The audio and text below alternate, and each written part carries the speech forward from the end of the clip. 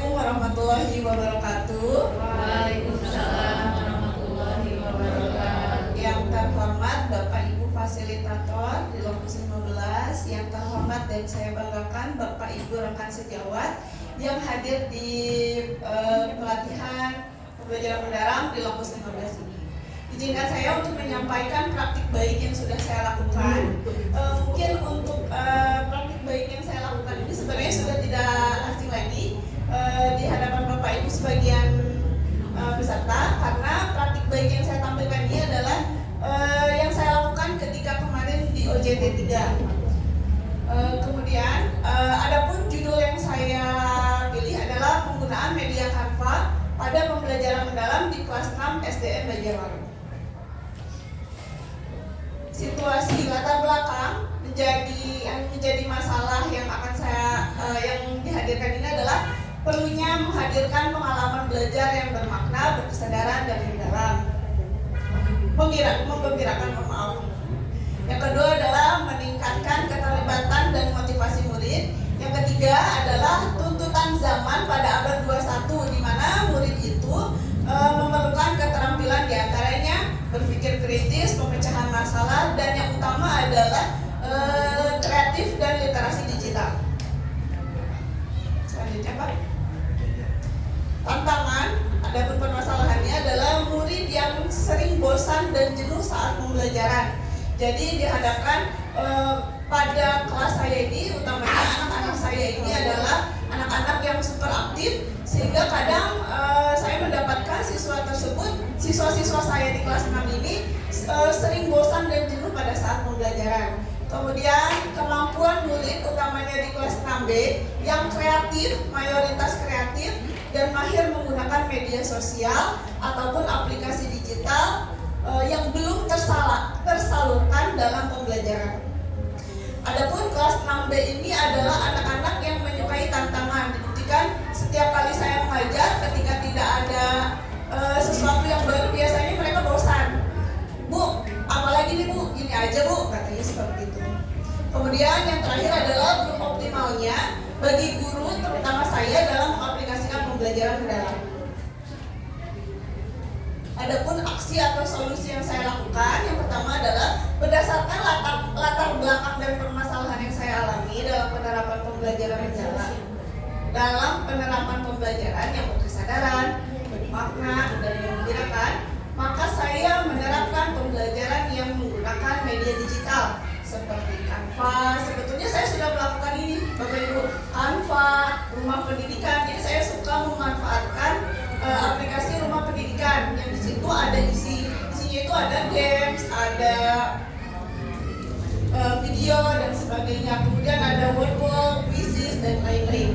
Namun poin yang akan saya sampaikan di presentasi kali ini, saya berfokus pada penggunaan Canva.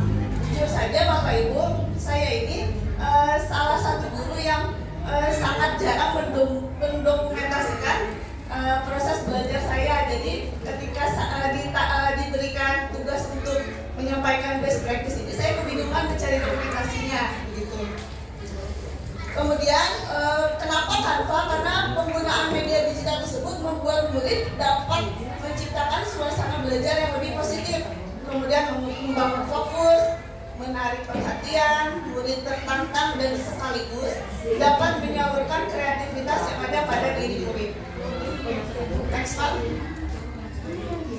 Adapun refleksi atau hasil, yang pertama, suasana belajar menjadi lebih positif dengan perubahan seperti murid aktif terlibat dalam pembelajaran, kemudian murid lebih cepat memahami materi, kemudian tercapainya pembelajaran yang BBM, dan meningkatkan kreativitas. Serta yang terakhir, ternyata setelah saya menggunakan aplikasi Canva ini, dampaknya adalah hasil belajar meningkat, karena disadari atau tidak, anak itu dapat memahami materi dengan sangat mudah dan dengan sangat mudah berdasarkan pengalaman belajarnya. Adapun Bapak Ibu, ini adalah contoh infografis yang dibuat oleh siswa. Sebenarnya pada saat kemarin itu Runtutannya adalah anak-anak saya ajak untuk mewawancarai warga sekitar, warga sekolah, yang diantaranya adalah pedagang, penjaga sekolah, guru, dan juga orang tua murid yang mengantarkan anaknya. Ini adalah contoh infografis dari kelompok yang mewawancarai guru. Kemudian itu adalah infografis dari siswa yang mewawancarai pedagang. Selanjutnya, kalau ini adalah infografis yang mewawancarai penjaga sekolah, dan terakhir itu infografis yang mewawancarai orang tua murid. Nah, ini adalah contoh kegiatan pembelajarannya pada saat presentasi. Adapun umpan balik yang saya dapatkan karena pada penggunaan Canva ini kan tidak dipungkiri anak harus memiliki gawai ya Bapak Ibu.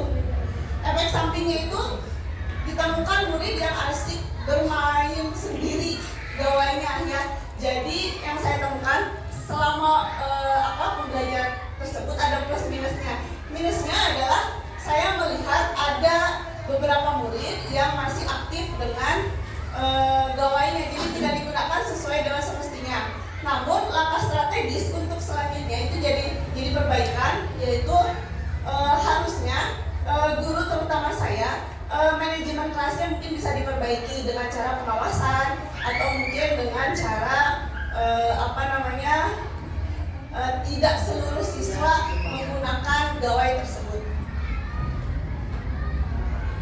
Kesimpulannya, di era digitalisasi ini bahwa sebenarnya mau tidak mau kita sebagai guru harus ikut berinovasi, terutama kita harus ikut mengikuti perubahan pada siswa tersebut. Kenapa? Karena anaknya sudah mahir di teknologi digital, kita ini masih tertinggal. Makanya menurut saya guru juga wajib mengikuti perkembangan zaman, berinovasi, terutamanya dalam media yang akan digunakan untuk mengajar. Nah, era digitalisasi ini membawa perubahan besar dalam berbagai aspek kehidupan sosial, ekonomi, dan budaya, utamanya gaya belajar murid ya.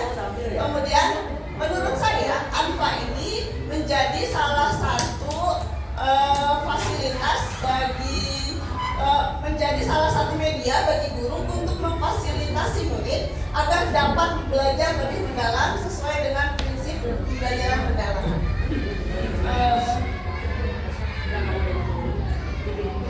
Oke,